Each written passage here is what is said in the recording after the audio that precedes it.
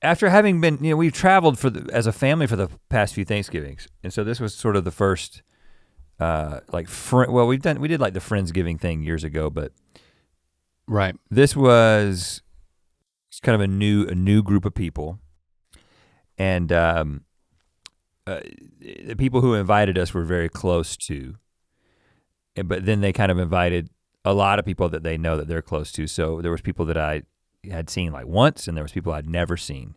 And there were like 25 people at this Friendsgiving. Which is big in LA.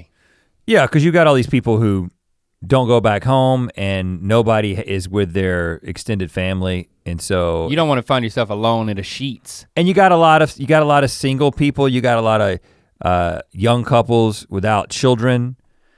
And so I think it was basically just me and my kids, and then one other family and their kids were the only like families with kids, and then everybody else was, younger, more vibrant. I saw a picture of the group.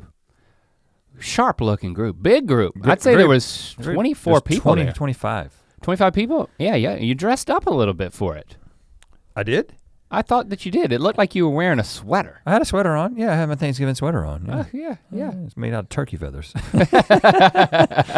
If you'd been close enough, you could have seen that.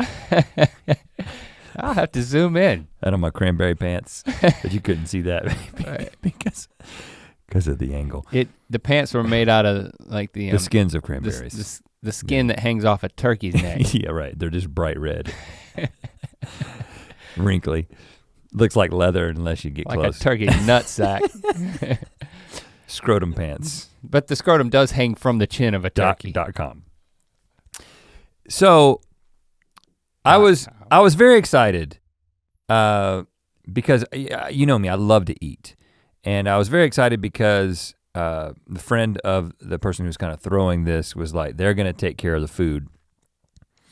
And a few people did make things to bring. Like my wife made a sweet potato casserole, Southern style, with some pecans on top, brown sugar. Yeah. Just a traditional Thanksgiving side, very good.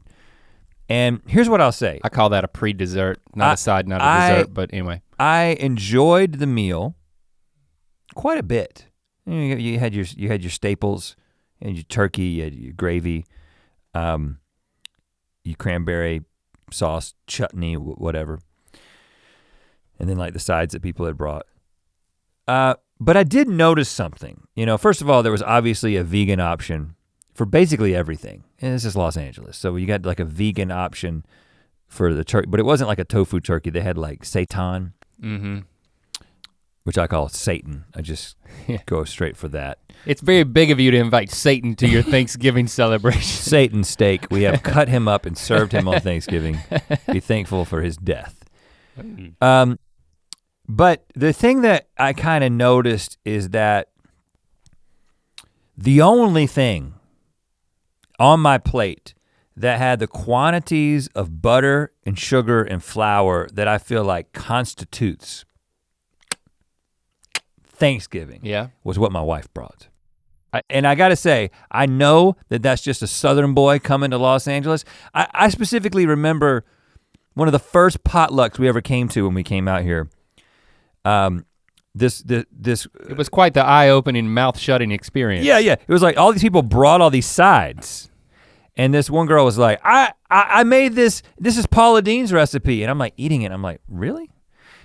And then as I'm eating it, she's like, and you know what? I used half the butter and half the sugar that Paula called for, and it's still good. And I'm thinking, Paula knows best, bro. Have you seen the silhouette of that woman? She knows how much butter and sugar you're supposed to put in things. Right. And there's just a different mentality. And you know what? It's probably a better mentality. It's probably a mentality that leads to a longer, healthier life. But when Thanksgiving only comes once a year. When you've decided to throw caution to the wind, I could have unfurl the sails. I could have butter injected directly into my veins on Thanksgiving. I would do that if that was a thing. We could make it a tradition. And so because dessert time happened, and I was like, oh, there's a pumpkin pie. and then they had labeled everything, and it was pumpkin pie, vegan. Vegan. And I was like, And there was like chocolate pie, raw, vegan. What? And then it was like some kind of bites, vegan. Man. And now you know how vegan people normally feel, right? And so what I thought was, I was just like, man, I just want to go to Ralph's right now, and just get a pumpkin pie from Ralph's. You know, just get a grocery store pumpkin pie, put some whipped cream on top, and then unbutton my pants and enjoy myself. Right. You know? So that was an adjustment. It was an adjustment that I feel like I can be ready for next year. I think I'm gonna bring my own butter and my own sugar. And I'm just gonna, squeeze. IV, bring an IV bag. A squeegee of butter and then like a sugar shaker, and I'm just like, don't mind me. You know, just to kind of get things up to the standard. Just bring stuff and label it unapologetically unvegan. Yeah, right, hey, that sounds like a good brand. Yeah. And then the tagline is, make it a tradition. We sell it at Walmart. Don't make millions. Don't commercialize my holiday slogan. I can't help but commercialize things. Man. I helped a lot of people, man. But I didn't make a dime off one of it. traditional thing that happened is the host said, we're gonna go around and we're gonna say what we're thankful for. And we're gonna do, and because it's Los Angeles, you kind of have to say, we're gonna do the cliche thing. And we're gonna say what we're thankful for. And you know, everybody was saying kind of the traditional things, you know, family and friends. What was your gut knee-jerk reaction to that announcement? I can think of 3. What was my gut knee-jerk reaction to having? To the announcement of the assignment, that this cliche thing was gonna happen. Well, there's always a slight increase in heart rate. Yeah. I think that for every normal person, even somebody who. Don't speak for people, I'm asking for you. Don't normalize your response, just tell me what yours was, I'm curious. Well, a slight increase in heart rate. Okay. And then. That's normal, most people that would. And then like, okay, I gotta say something that sort of mixes humor and heart in the right way. Right. This is a branding moment. I don't exactly remember what I said I was thankful for. Because there was a second question that I do remember everything that I said. Which, you don't remember what you were thankful for? No, it was something about new friends and family, and then I said I made a joke. It went over well, trust me. But then the second thing that happened while we were eating, which I found very interesting, was there was a guy there that was a life coach. Again, of course. Was he paid to be there? If you get 25 people together in Los Angeles, one of them will be a life coach. So that's code for something, right? I don't know what. If you don't have one life coach per 25 people in Los Angeles, the entire city implodes. It's funny that the cashier at Sheetz was a life coach. Yeah. So, did he have a tag? How did you know he was a life coach? Well, a hat? If someone is a life coach or a vegan or into CrossFit, you know it. Yeah, right. You know what I'm saying? You find out pretty early in the conversation. Right.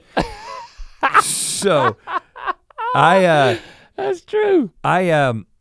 He stands up. Make a list of those things. He stands up and he says,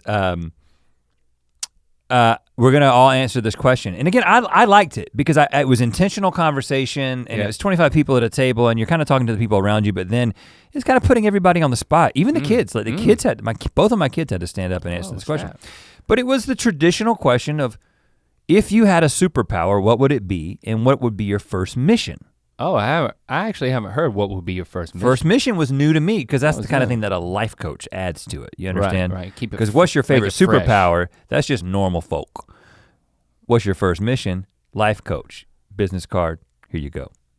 But the heart rate goes up even more when that happens. Yeah, I'm like now, curveball. Now it's precious time to shine. So I said. And it was, one guy requested, he said, can we, instead of going around, can we just do popcorn style? Can we just, as you know, can you share? I was like, that's a good idea. Why is that a good idea? Because he wanted to get dibs because of on invisibility or something. The inevitability of it coming to you, and you're just thinking about what you're gonna say. Like he had a reason. It was good. I thought it was great at the moment. But I had actually had this exact discussion with my wife the week before. Now we've talked about what our favorite superpowers would be before. We argued about it at some point on a debate-a-rama, I think. If you believe in freedom, you believe in flight. Invisibility is to hide yourself from freedom, like a shameful, naked mole rat. Don't be deceived, flight is not heroic, it is self-absorbed showboating. Look at me, I'm air swimming. I can't remember anything that we do around here, but I know we've talked about superpowers, and I personally, invisibility versus invincibility was one of our first. But we did videos. Invisibility versus flight, and then yeah, we did. I've always said that teleportation is the superpower that I would choose because it technically can replicate invisibility and flight for all practical purposes. I would. Are you asking me now? Because I would choose being able to double myself and be invisible, so I could creep on myself and not even know it. Wow. Interesting and disturbing. But I did not say that because that's just the canned answer. I actually said what I talked to my wife about. This is Thanksgiving, you don't eat canned ham? Jesse and I were with each other eating something and I was eating some bad food. Is this a dream? No, you lost me. This is the week before that gave me the answer to the superpower thing. Okay. And I said, you know what? If I could have a superpower, it would just be to turn everything that is bad for me to eat into things that are good for me. The whole thing would just flip. So it would be like, fried chicken, processed meats, and it would be, not only would it taste good, but it would make me feel the way that good, healthy food would feel and be, synthesized by your body. So did you tell them this and did that just incriminate you and what you were, the thoughts you were consumed by? What, so? I was like, I'm gonna go early because so I can enjoy everyone's answer. Oh, I like that. So people got up and said a couple of things that were kind of fun, kind of interesting. And I was like the third, and I said, well, I've actually been thinking about this because Jesse and I were talking about this last week. And I said that I would turn everything that's bad for me into things that were good for me. And my first mission would be to start eating. To watch more Ear Biscuits, click on the playlist on the right. To watch the previous episode of Ear Biscuits, click on the playlist to the left. And don't forget to click on the circular icon to subscribe. If you prefer to listen to this podcast, it's available on all your favorite podcast platforms. Thanks for being your mythical best.